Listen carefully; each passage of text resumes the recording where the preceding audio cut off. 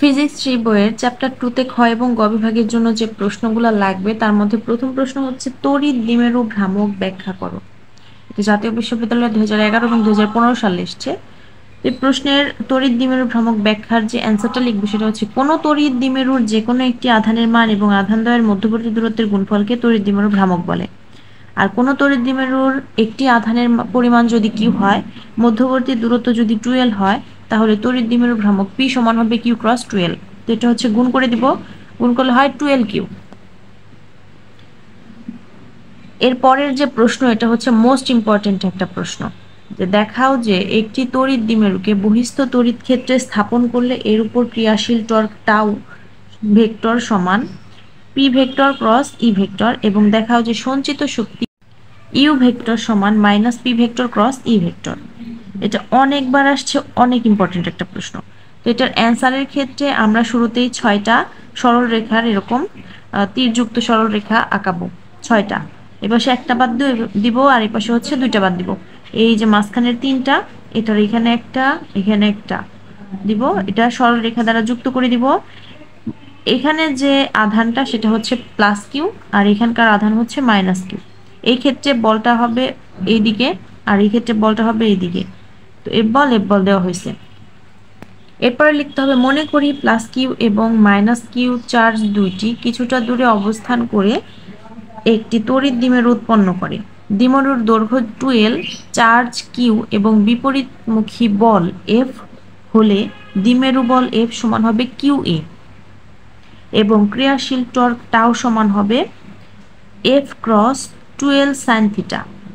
এখন এফ এর মান আমরা এখান থেকে কিউ ই বসায় দিতে পারি, ক্রস এই যে 2l সাইন থিটা ছিল, 2l সাইন থিটা। এখন এটা আমরা জানি হচ্ছে কিউ ক্রস 2l, এটা একসাথে লিখবো, আর ই সাইন থিটা এটা আলাদা লিখবো, কারণ এই আমাদের কিউ ক্রস 2l এটার মান হচ্ছে মানে কি 2l কিউ, এটা হচ্ছে দ্বিমেরু ভ্রামক পি এর মান, যার জন্য এই দুটাকে একসাথে লেখা হয়েছে। এখন এটার বদলে আমরা পি লিখে দিতে পারি, সাথে আছে ই সাইন থিটা, সাইড নোট দেওয়া হয়েছে পি ইকুয়াল 2l কিউ। ওকে, এখন এটা যেহেতু সাইন থিটা, আমাদের ভেক্টর আকারে লিখতে হবে টর্ক টাউকে। এই যে টাউটা ভেক্টর আকারে থাকবে, এটা ভেক্টর আকারে কিন্তু লেখা যায়। আমরা জানি ভেক্টর আকারে লেখার জন্য সাইন থিটা থাকলে কি ক্রস গুণন, আর এই যে সাইন থিটা বাদ দিয়ে পি আর ই এই দুটোর ক্ষেত্রে হচ্ছে আমরা এরকম ভেক্টর চিহ্ন দিয়ে দিব, সাথে এই টাউটারও মানে ভেক্টর চিহ্ন হবে। এরকম ভেক্টর চিহ্ন হলো সাইন থিটা হলে ক্রস গুণন হয়, ক্রস থিটা হলে হয় ডট গুণন। তো এখানে সাইন থিটা, তাই এখানে ক্রস গুণন হবে, আর দুটা ভেক্টর আকার, প্লাস এটাও ভেক্টর আকার। ওকে, আমাদের প্রথম অংশ কিন্তু প্রমাণ হয়ে গেল। এর পরের অংশ আমরা সঞ্চিত শক্তি প্রমাণ করব। তো এর জন্য আমরা লিখব, একটি তড়িৎ দ্বিমেরুকে বহিস্থ তড়িৎ ক্ষেত্রে স্থাপন করলে এটি একটি টর্ক অনুভব করে যা দ্বিমেরুকে ক্ষেত্ররেখা বরাবর বা ক্ষেত্রের দিক বরাবর স্থাপন করতে সচেষ্ট হয়। যদি আদি অবস্থায় দ্বিমেরুটি বহিস্থ ক্ষেত্রের সাথে থিটা নট কোণে অবস্থান করে, তবে একে থিটা কোণে ঘুরিয়ে স্থাপন করলে মানে করতে সম্পাদিত কাজ আদি অবস্থায় কোণের পরিমাণ হচ্ছে থিটা নট। এরপরে এটাকে একটু যদি ঘুরাই থিটা কোণে, তাহলে আমরা সম্পাদিত কাজ ডাব্লিউ সমান পাবো। এখানে ডাব্লিউ সমান হবে ইন্টিগ্রেশন, আমাদের আদি অবস্থায় ছিল থিটা নট, পরবর্তীতে হয়েছে থিটা, আর এখানে হবে টাউ ডি থিটা। টাউ এর একটা মান আমরা এর আগে বের করছিলাম পিই সাইন থিটা, ভেক্টর আকার বাদ দিয়ে নর্মাল যে আকারটা ছিল সেখান থেকে আমরা এটা নিতে পারি, সাথে আছে ডি থিটা। এখন পিই আমাদের থিটার সাপেক্ষে হচ্ছে ইন্টিগ্রেশন করতে হবে, তো সাইন থিটাটা রয়েছে এটাকে এটার সাথে রাখা হবে, আর পিই এই অংশটাকে আমরা একদম বাইরে নিয়ে আসবো। আর এখানে ইন্টিগ্রেশন চিহ্ন থিটা নট থেকে থিটা পর্যন্ত এর সীমা, আর হচ্ছে সাইন থিটা ডি থিটা।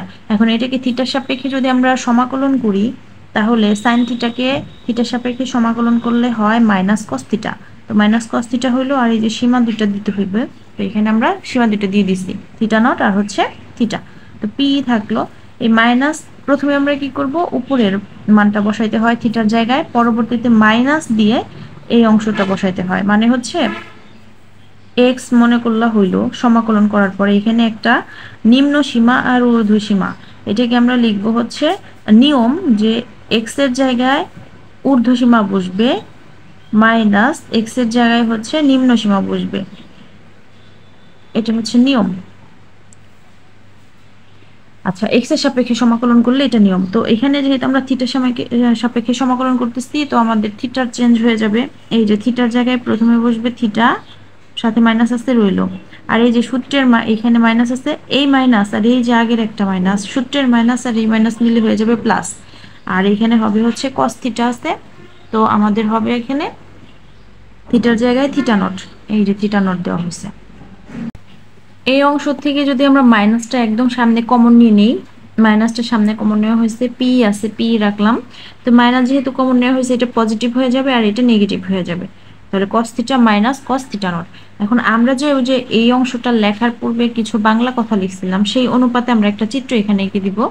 চিত্রটা হবে এরকম, এটা হবে টাও ভেক্টর, এটা হবে এফ ভেক্টর, এটা হবে পি ভেক্টর, এটা হবে থিটা। এই চিত্রটা আমাদের লাগবে, লিখতে হবে। তো লেখার পরে আমরা লিখব, এই অংশটার পরে লিখব, ইহাই দ্বিমেরুতে সঞ্চিত বিভব শক্তি, মানে ডাব্লিউ যে আমরা কাজ পাইলাম ওইটাই হচ্ছে আমাদের সঞ্চিত বিভব শক্তি ইউ। অর্থাৎ ইউ সমান আমরা লিখতে পারি ডাব্লিউ এর যে মানটা সেটা minus PE into cos theta minus cos theta naught. এখন আদি অবস্থায় ক্ষেত্রের সাথে কোণ থিটা নট সমান, আদি অবস্থায় আমরা কোণ ধরছিলাম হচ্ছে থিটা নট, তো আদি অবস্থায় ক্ষেত্রের সাথে কোণ থিটা নট সমান যদি 90 ডিগ্রি হয়, তাহলে ইউ সমান আমরা লিখতে পারি এই যে এখানে থিটা নটের জায়গায় 90 ডিগ্রি হবে, বাকি সব যা আছে তাই থাকবে। এখন আমরা জানি কস 90 ডিগ্রির মান হচ্ছে 0, তো এখানে আমরা 0 লিখে দিতে পারি। তো ইউ সমান আমরা কি পাবো এখানে মাইনাস পি কস থিটা। তো কস থিটা ইকুয়াল আমরা লিখতে পারি, আমরা জানি সাইন থিটা হলে হয় ক্রস গুণন আর কস থিটা হলে হয় ডট গুণন। তো আমরা এটাকে ভেক্টর রূপে লিখতে হবে, কারণ আমাদের প্রশ্নে মানে যেটা বলছে সেটা হচ্ছে ইউ ভেক্টর সমান মাইনাস পি। প্রশ্নে কিন্তু একটুখানি ভুল আছে, প্রশ্নে আছে হচ্ছে, আমি প্রশ্নটা একটু দেখাই। এটা ছিল আমাদের প্রশ্ন, এখানে টাও সমান পি ক্রস ই আমরা পাইছি, এই যে টাও সমান পি ক্রস ই। আচ্ছা, এর পরের অংশ হচ্ছে সঞ্চিত শক্তি ইউ ভেক্টর সমান মাইনাস পি ক্রস ই। এখানে ক্রস হবে না, এখানে ডট হবে, কিন্তু দুর্ভাগ্যবশত প্রশ্ন সবসময় এখানে ক্রসই হয়। মূলত এখানে অ্যান্সার যে আমরা করব, অ্যান্সারের সময় আমাদের ডট আসবে, dot P dot minus P dot ই।